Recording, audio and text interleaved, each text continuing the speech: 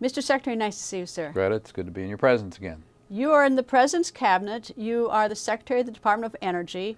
What is the Department of Energy?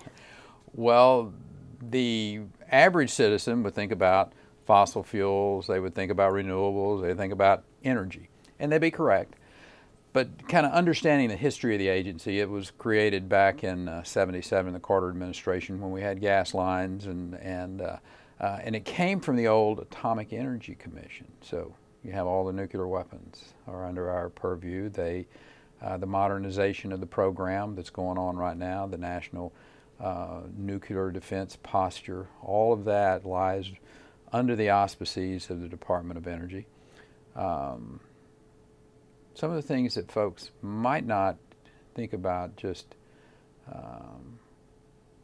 the national labs. There's 17 national labs that do the most fascinating work in the world. Like what does the lab do? What does a national lab do?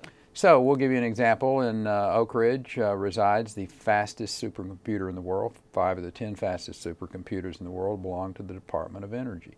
So we use them for a lot of different reasons. Obviously, criticality studies and being able to not do underground testing for our nuclear weapons. We're able to model those with our supercomputers. All of that makes a lot of sense. But the area that we found that our supercomputers are able to be of great assistance today, in an area that you would never give a thought, is in veterans' health, that in turn becomes healthcare across the board, dealing with post-traumatic stress, traumatic brain injury, suicide prevention.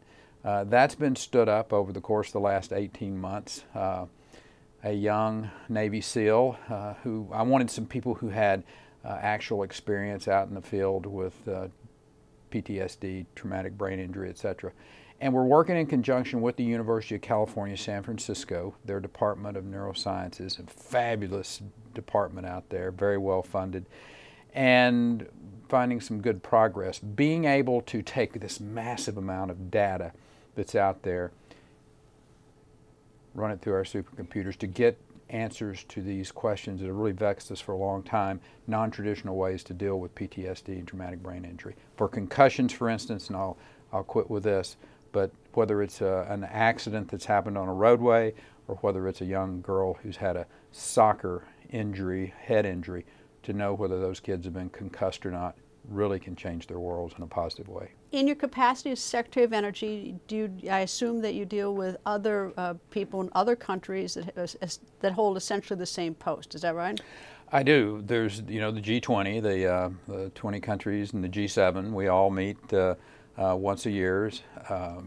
My colleague that's my counterpart in Saudi Arabia, Khalid Al-Falaf, we've known each other for a long time. A 1982 graduate of the beloved Texas A&M University, my alma mater. So the largest oil producing country in the world, the largest oil and gas producing country in the world, the United States, both headed by Aggies. Just a little tidbit of information there while for you. While we're throwing tidbits in, you were the governor of a state that's known for oil and for energy production, Texas, big state. Yeah. Big, huge state. Tell me, when you look at energy policy, what's the relationship between Department of energy policy, and, for instance, national security? They are inextricably intertwined.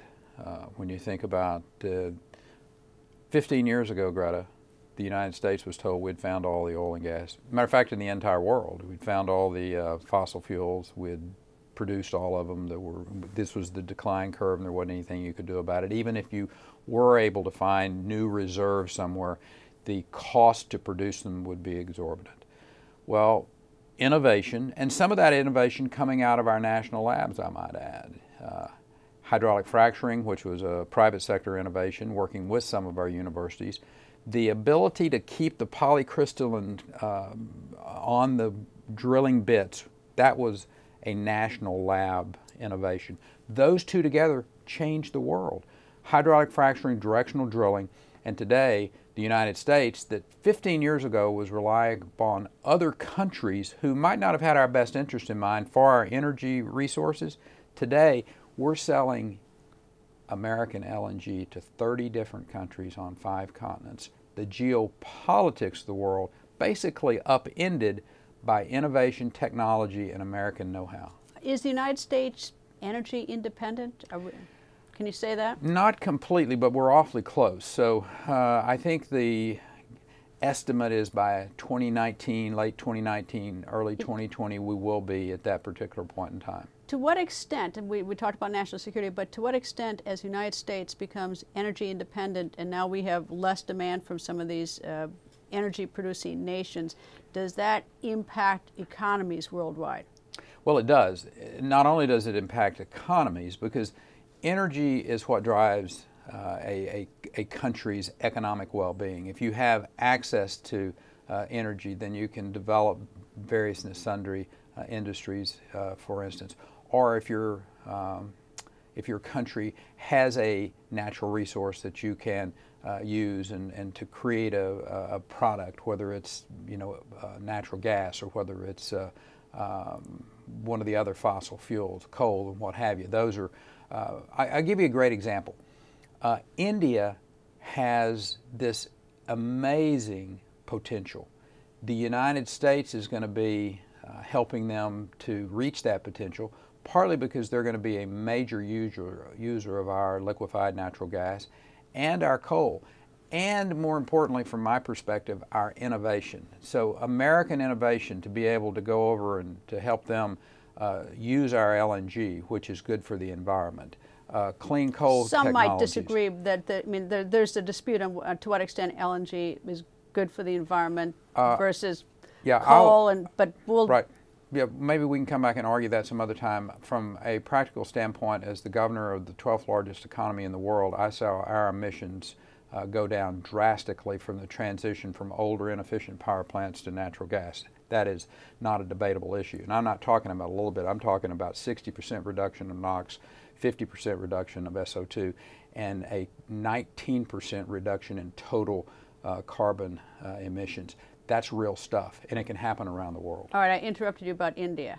The potential for India, and say for instance CCU, the clean coal, the utilization, carbon capture utilization technology that we're developing at some of our national labs and the private sector working together, that innovation being sold and implemented in a country like China, they're going to create their energy. They're going to use coal. And for the benefit of the environment, seeing them use our technology that we know works. We got a plant down in Houston, Texas that's taking 95+% of the carbon out of the emissions. We're utilizing it as a secondary way to enhance oil recovery, but you can either sequester it or use it in this secondary way. So having that type of technology go to China and India, a big use of good technology for the environment. When you talk about China, China's got obviously a pollution problem. They want the LNG, and I read that China wanted to pay or contribute to the pipeline, the natural gas pipeline in Alaska, but in exchange they also, if they're going to pay 75%, they want 75% of the LNG. You see China sort of moving into the United States and buying energy. Is that a good thing for the United States if they buy part of the infrastructure? They've been doing that for a long time. This isn't a new phenomenon. But is that good? Listen, I happen to think that it is wise for us to have relations with as many people around the world as we can. We're not always going to agree with them 100%, but I do think it's wise for us to have conversations. Do we need to have oversight and make sure that they're not coming in and taking over major operating portions of pipelines or oil fields or what have you? Absolutely. But is it in the United States' best interest for China to have investments in the United States? Yes, just as I think it's in America's best interest to be able to go in and have investments in China. I've been in Sudan and in South Sudan, I've seen the influence of China in the oil fields there. Is that good for the United States? Listen, or is it good for Sudan and South Sudan? They're a competitor. My position on this is we're not saying you have to buy everything from the United States, but we're also saying don't have a sole source. Nord Stream's a great example of it. The Russian gas coming into Germany. We're not for that because we don't want Russia to put the European theater into a position of not being able to have options on where they buy their LNG. We don't say we're the only ones. We're for the gas coming in from over in the Caspian Sea up through Italy, supplying the southern part of Europe. But whether you're in Africa, whether you're in Europe, the United States today is a competitor that can sell our LNG anywhere in the world competitively priced, and we just don't want that market to be blocked by China, by Russia, or anyone else. What about batteries? You know, that seems to be a big area of innovation, or at least a need for innovation, because if you want to capture solar energy, you can't do it in the middle of the night, for instance. Yeah. Where are we in sort of changing batteries and improving storage? The Department of Energy and our national labs are elbow deep in that. Are we elbow deep in success or elbow deep in research? We're having some very good successes, I will suggest to you. So we're not where we need to be yet. I tell people that is kind of the holy grail of energy production, is once we have the ability to store this energy that we can get from various and sundry ways, whether it's wind energy, whether it's solar energy, whether it's hydro, whether it's pumping it up in the daytime and letting it, and I'm talking about the hydro side of it. All of those are potential battery storage sources that can really change the way that we're doing business. I assume other nations are trying to get to that race to who comes up with the best battery, or no? Sure. Listen, competition is what makes the world go round. But so I'm curious, I mean, are we close to that? Because as you say, it's the Holy Grail. I mean, are we talking a year away from something really innovative, or 2 years, 10 years? I don't think I feel comfortable giving you a date certain that we're going to have battery storage, but I do think that let me switch gears on you just a minute and talk about fusion. Nuclear fusion. I'm incredibly excited about the concept of nuclear fusion, what we're seeing in the United States at a couple different places. Which we've been trying to do for years, for decades. And you know what? None of this is going to be easy, and but our national labs and the private sector, I might say. There's a company out in Irvine, California, TAE, that is doing some fascinating work on a prototype for fusion energy that, again, close? Are we close? By 2025, 2027, they're going to have a prototype ready. So in the grand scheme of things, I say that's pretty close. Is nuclear fission, nuclear power plants, the United States doesn't seem to be very aggressive there. France, for instance, gets a lot of its energy from nuclear power plants. What is sort of the policy or the Trump administration program as to nuclear power? The president is very pro-nuclear energy. What form is that going to be in? Again, I'm going to point to fusion. Everyone's for. I mean, I think a lot of people are for. Yeah, but in the classical fission energy side of things, small modular reactors. Bill Gates is working with the department. We just announced something here within the last few days of the Department of Energy and Gates with one of his projects to be able to work together. There's another company out there, NuScale, that's working on some small modular reactors. I happen to think, in a personal way, and I think in an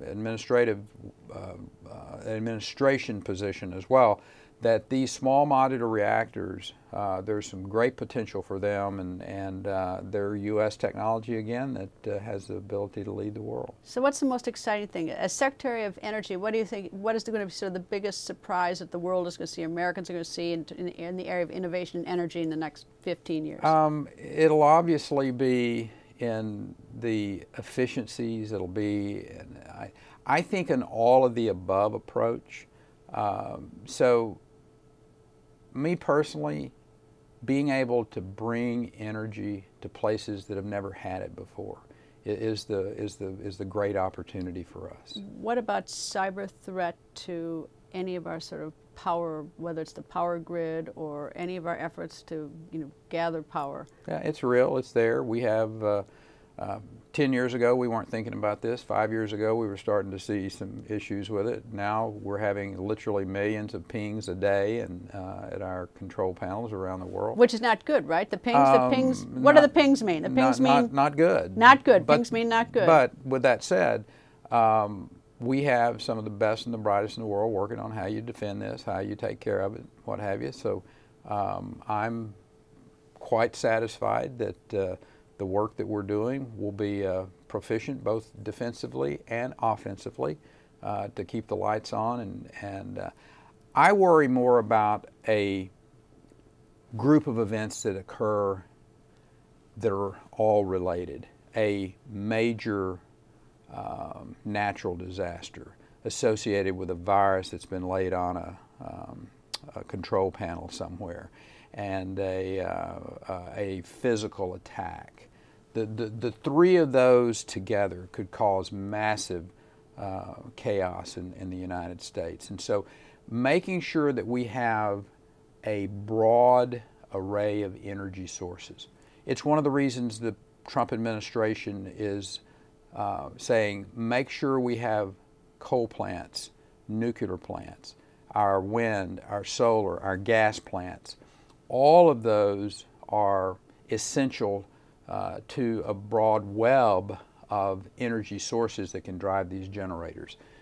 We don't want to see the potential up in the Northeast where there's a big storm comes in, a polar vortex like we had, I think, in 2014, and restricted gas going into that area, shutting down nuclear plants, shutting down coal plants, and that could be a catastrophic event. The president wants to see these plants, particularly plants that have the ability to have their fuel on site, nuclear and coal, to be viable, to be out there, to be producing electricity for the citizens of this country. Mr. Secretary, always nice to see you. It's been a while. It has. Nice to see you. Thank you, sir. You're welcome. Thank you.